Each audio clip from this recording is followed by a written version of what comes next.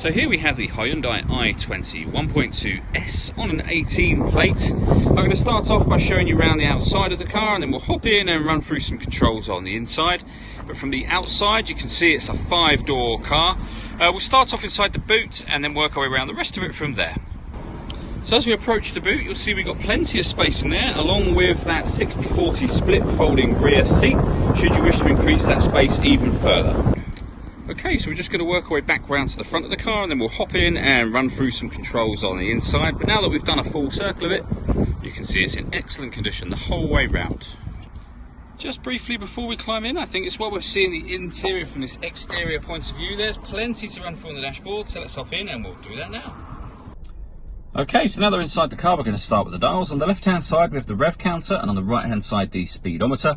In the middle, you can see the total miles for this car are 13,333.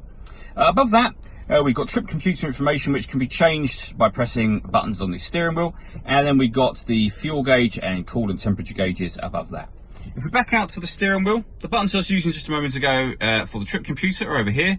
We've got stereo controls, and also phone controls, including voice activation for the phone. So you can hit that button, ask it to dial anyone in your contacts list, and it will do that for you without you having to take your phone from your bag or pocket.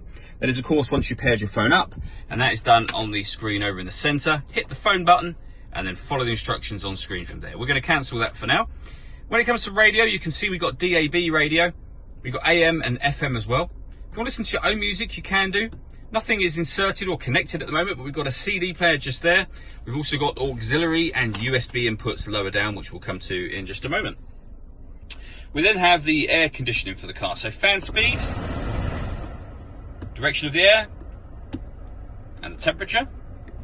Air conditioning is on when that light shows, so off, back on again. You can recirculate the air that's in the car. That's a great way of heating it up or cooling it down quickly, depending on the temperature you set here, of course. And then we've got a heated rear screen just there. Beneath that, we have a 12-volt charging socket, as well as the auxiliary and USB inputs that I mentioned a moment ago, and a 5-speed manual gearbox. All that leaves me to say is thank you for taking the time to watch this video. If you'd like to come and see the car in person and have a test drive, please feel free to call any of our MJA sites. We'd love to hear from you soon.